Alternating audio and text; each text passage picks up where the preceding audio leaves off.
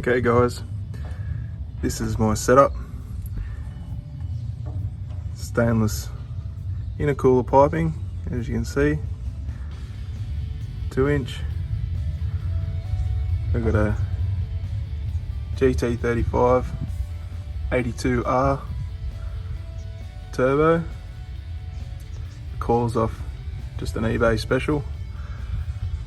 The rear housing's off an XR6 turbo, so it's internally gated. I've had to modify the exhaust manifold to fit the T3. This 4-inch flexi tube goes into the standard airbox, which has 4-inch outlet tube, 4-inch stainless snorkel. All restrictions and baffles have been removed. On top here you can see the coilover plug. The bracket itself is made by Spartan Performance, and they're Toyota Yaris coils that I've wired myself through the Deutsch connector. Still running batch fire, still running off the standard computer. All works the same as the coil with plug lead, just has individual coilover plug. Here we have a Malpassi rise and rate fuel reg. They've had to make a bracket up to hold it all. It's got a gauge on it so I can set me fuel pressure. I've moved the intake temp sensor to the throttle body, so it's getting accurate air intake temps to read. Used all silicone hoses for all the vacuum and boost lines, for map sensors and boost gauges, boost references. So the aftermarket map sensor there is to run for the Exceedi processor, the piggyback unit that I have. Still running the factory charcoal canisters, factory fuel lines, factory fuel filters. Tried to keep it as simple as possible. It's got a little bit of aluminium boost pipe that runs down underneath, comes back up into front mount intercooler and goes back down under the chassis rail and meets that coupling there, which then goes to stainless. Heat wrap the pipe to keep a bit of heat off the exhaust. The rear housing is ceramic coated, but it still gets very hot. Standard radiator.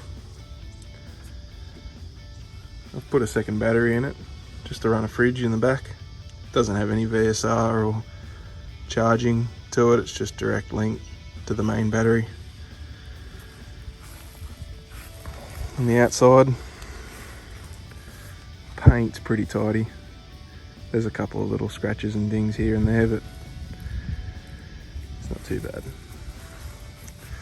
The rubber I'm running is just an all-terrain General Grabber AT, and they're a light truck, 285 75 16, just 33s. Had the alternator replaced where it was still running the standard one from factory, never been changed. Just some Tough Dog foam cell shocks, they're pretty average. Under here, can't really see the good bits, but inside there is a valve body that's been done by MV Automatics. Makes it shift quite firm and holds the pressure for the power. very nice. I like their work. So standard transfers, standard tail shaft, standard diffs. No work has been done to any of the driveline other than the valve body and the gearbox. Standard bushings, still in really good condition. Inside here, she's pretty stock looking. Some sheepskin covers that I scored. There's no ridiculous gauges all everywhere. It's all standard. Inside here is the CD processor.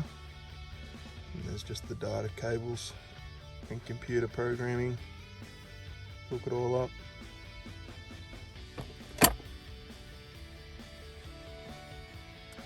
Just here I can flick a switch.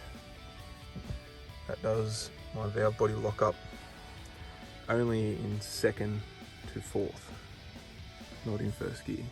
Mainly for towing, I set it up for. Driver side here, I've got wideband, gauge, boost reference, and just a voltmeter for the main cranking battery.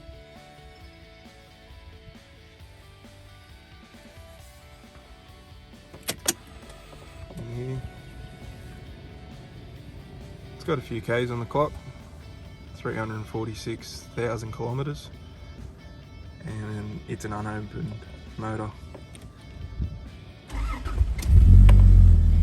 Starts every time.